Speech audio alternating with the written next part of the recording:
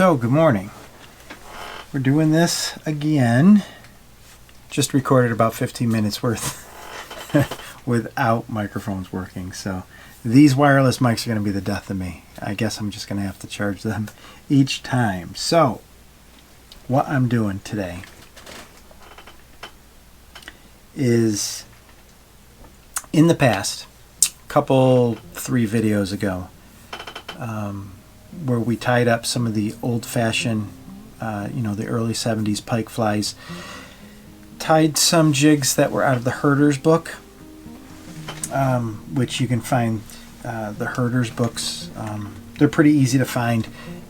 They were published and republished for years and years. One of the head cements that we talked about, one was the Duco head cement that was thinned down with a thinner and used as a head cement. I've used that in the past and it works very well. The other thing from the Herders was the Silhauer Furl cement is what he mentions in his writings. And I research. I don't know what that is. I did find a little bit of information in my research, and there's others who I think tried searching for it as well. And based on all the explanations from Herders, what people kind of figured that he was using was a Pliobond, which is another adhesive that's very similar to the Duco cement. It just has that amber color that he mentions. Now, I will point out that the Duco cement, if it's old enough, it does change color. Here's a tube of Duco cement, so I'm going to have to keep an eye on the screen, just because, typically I have a white paper, but the way I have the camera angled, it was just playing havoc on the auto zoom. So change things up a little bit, put everything on this darker, just a plastic lid. It seems to work fine. But what we have here is the older Duco cement.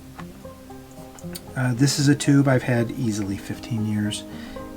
When I open this, you can kind of see how it's dried around here, but the cement on the inside is that amber color. So the Duco stuff, at least in the tube, seems to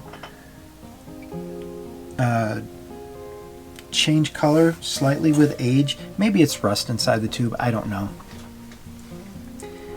It doesn't seem, I haven't noticed that color change to happen once it's dry, so using it as head cement, I wouldn't worry about any color changes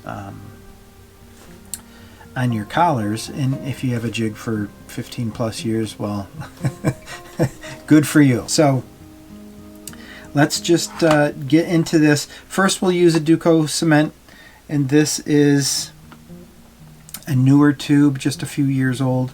As you can see, I've used a lot of it. I do use the Duco cement as a head cement occasionally, often with streamers, mainly. And this has been used for many, many years. You can read about it when you're looking up some of the founding dry flies or fly tyers, some of the founding fathers of fly tying. When you're reading some of their information, particularly, who comes to mind, Rube Cross, would use the Duco cement as a head cement on their streamers, on their bucktails. What I have here are two paper cups that I just cut down just to make them easier to use. One for the Pliobond and one for the Duco cement. I'm going to put a dime-sized dollop of cement in here with the thinner. The Duco cement we're going to thin with acetone, and the Pliobond we're going to thin down with MEK, M-E-K, which is the Methyl Ethyl Ketone, MEK. So it's not hard to find. You find it with paint thinner, Lowe's, Home Depot, places like that. I think they both work well. If I had a glass bottle, you know, if I had a glass bottle, something the size of one of these types of bottles, you can mix it up, you know, squirt a whole tube of cement in the bottle, add the thinner, and you just shake it until it's the right consistency. I'm sure there are tires that do have written down somewhere like a specific recipe for this. Herder's never really explained what the recipe is, but we're going to be thinning it similar to his and others' descriptions, where it's you know, consistency of honey. You can make it a little bit thinner if you want, but roughly the consistency of honey is what we're going for. So with our first cup, I have my Duco Cement, and like I said, there's, you know, it's a dime size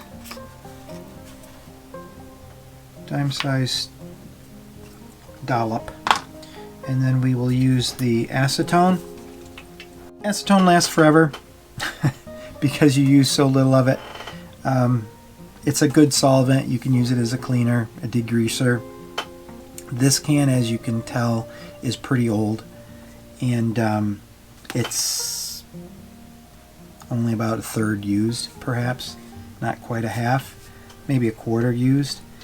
And originally I bought this when I was tying acetone floss bodied flies, where you use the floss and then you use the acetone to it melts the floss into kind of a plasticky body, but you know, I hardly use this, so that's what we're using today. This is a quart can, and I've had this 10-15 years at least. If you can find it in a smaller container, go ahead, buy the smaller stuff. Unless you have a big use for it, there's really no reason to, you know, you don't need a giant gallon jug of this. So I do use a baby spoon as my measuring tool. You'll see with the mech container, the lid's a little bit better, where I can scoop the thinner out with the baby spoon. With this, I kind of have to pour it, so I make a little bit of a mess. I do put the I do have a paper towel right here on my desk, and a couple little splashes will go onto the paper towel as I'm measuring out on the baby spoon, but that'll be okay.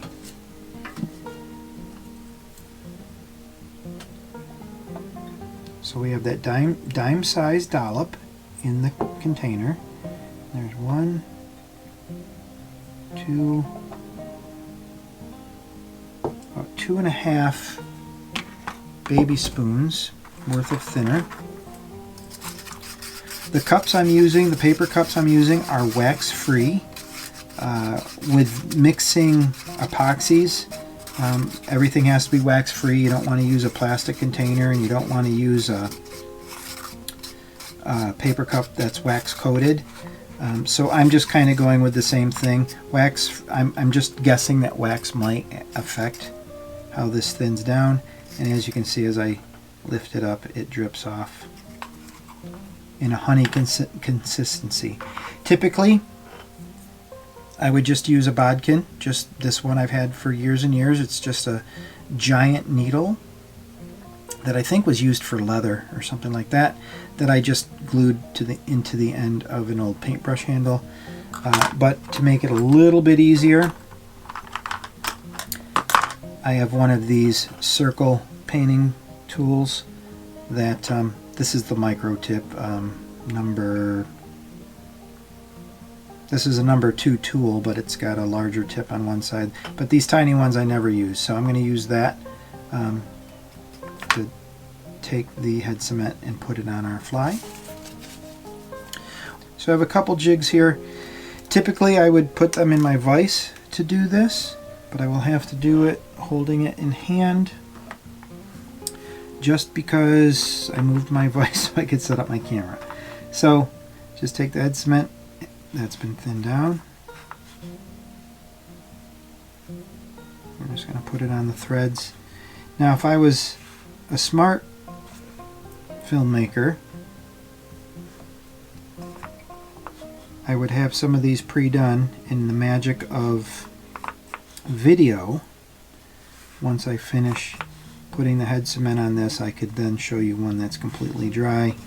But we're going to do this. I won't bore you by watching 20 minutes of open video line with nothing happening.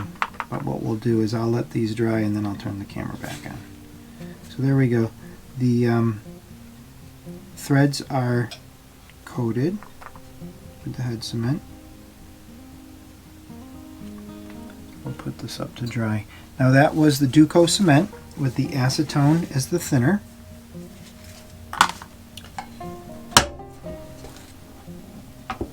And next we'll go to the Pliobond. These glues are very similar. Both have been around for quite some time. I remember these as a kid in the early 70s, and they're much older than that. They've both been around as a general household cement for years and years. Again, I tried to do the dime size dollop. I squeezed it about the same. The Pliobond is a little bit thinner in viscosity than the Duco Cement. The Duco Cement is kind of like your typical model glue consistency. The Pliobond is a little bit thinned down from that, but as you can see, it has that amber color. It does have an odor compared to the Duco Cement that's not as pleasant. Duco Cement just smells like thinner to me. But here's a scoop. Here's about a half, so about 1.5. And again, we'll mix this. And you just mix it until you think you're happy with the consistency. You know, this is so thin it doesn't really even stick to the stick. I can get it to drip off, and this is almost like, this is much more watery in the consistency of it.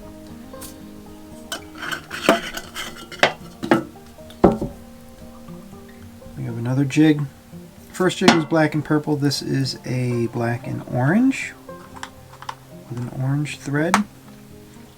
Just so you know, we can tell them apart, you know that I'm not cheating. So again, we'll just use the ball-headed paint tool.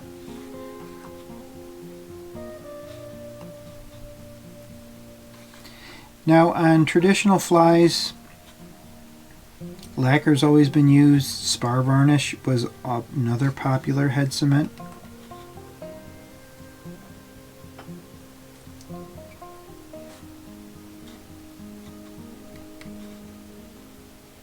And they all have their pros and cons, and really, if you're thinking about fishermen that were tying lures and flies and streamers in the 20s and 30s, you know, this is they used the materials that they had on hand.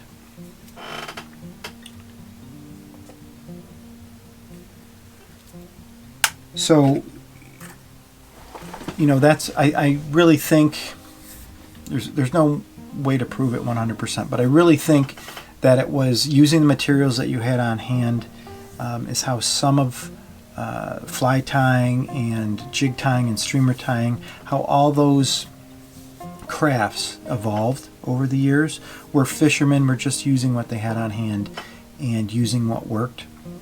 Things like Duco Cement, every kitchen drawer had a tube of it, the cement of the day. So we're going to give these an hour or so to dry, and then we'll turn the cameras back on and we will see how good they are as for head cement. So if you have any questions on the recipes for this, as you notice, we were mixing these by eye, but if you have any questions on how I went about mixing it, or what I'm really looking for in terms of the thinness or the viscosity for the head cement, put those comments down below. We're going to give these an hour to dry, and then we'll turn the cameras back on and we'll do some show and tell. Stay tuned.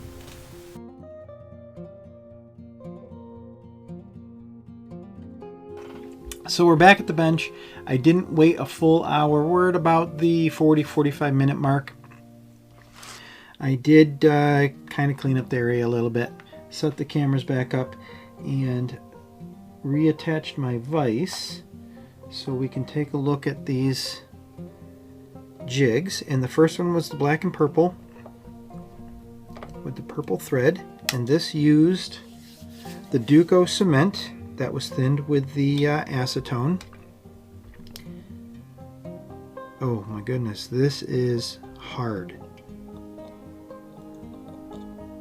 Now if I really dig in with this X-Acto knife, I could cut those threads,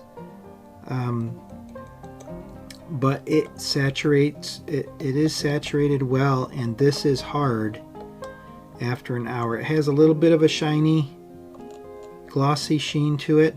I'm scratching it up with the blade of the back of my X-Acto knife, just testing it. Duco Cement, super durable. I have used this before. I do know that it will it does last, you know.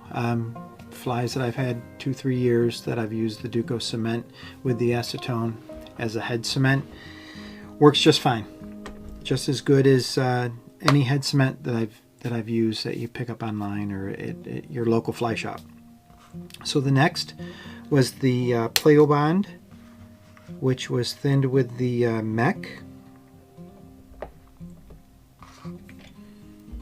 Now the Pliobond, which we also think is the what George Herder in his writings referred to the Silhauer Furl cement. All the research that I've done trying to figure out exactly what it was, come to the conclusion that it probably was the Pliobond that was thinned with the head cement, partially based on the description of that amber color of the head cement, or of the adhesive itself, and then also what it was thinned with. So using the mech to thin it down and that amber color, most researchers, we put 1 and 1 together and we try to get 2. So I'm pretty confident from everything that I've read that probably is the recipe. The Pliobond is the recipe for the Silhauer Furl cement. I might be wrong. If anybody out there, if you know the history of this type of head cement, put some comments down below. I'd love to learn more.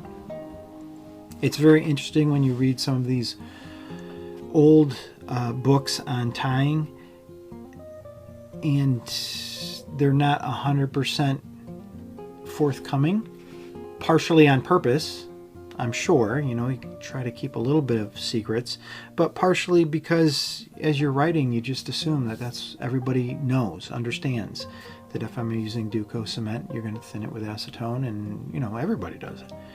But we do our best to try to figure those things out and decipher some of that lost pieces of the art. So in the vise, I put the orange and black jig. It is the Pliobond thinned with the mech. And this is super hard and it is saturated. The amber color didn't seem to affect this. I probably should have used a white thread just to kind of test to see how much that amber color would affect the thread. You know, if you have white thread and you add amber, you know, and it makes it a little bit of coffee, like a coffee or tea stained looking color, as long as it's consistent and throughout your entire collar, usually isn't a big deal, especially on a jig or a streamer, the head of a streamer. And in many of our cases, we're tying bucktails with black thread anyways, you know, streamers in particular. So, but this also, I can feel this is, you can even hear it, how hard it is. And again, I can scrape because we've only let this cure about 40 minutes.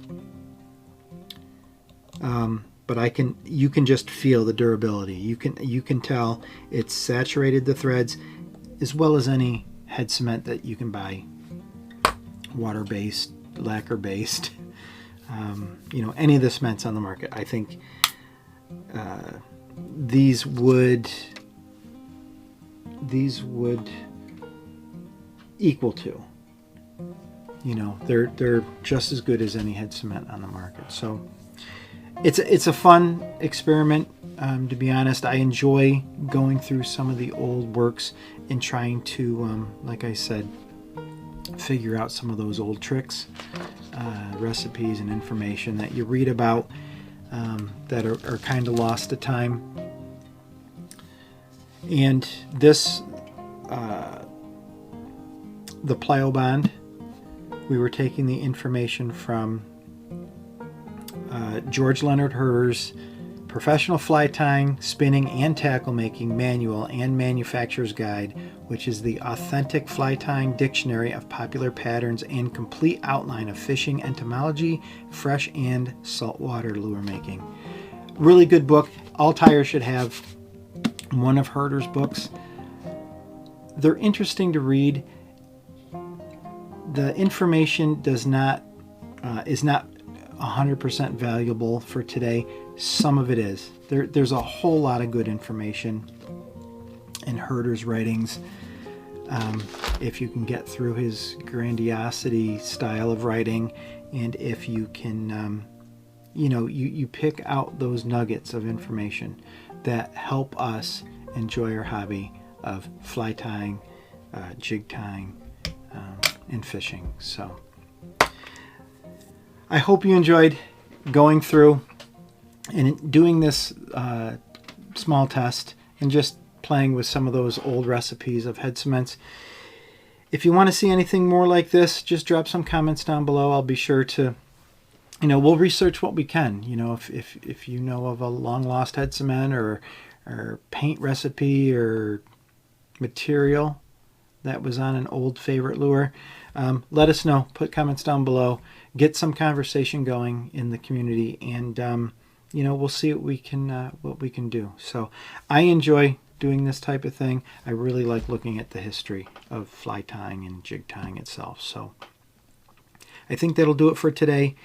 If you like what we did here today, go ahead, put comments down below, hit that like button and subscribe so you don't miss any new content. And until next time, tight lines.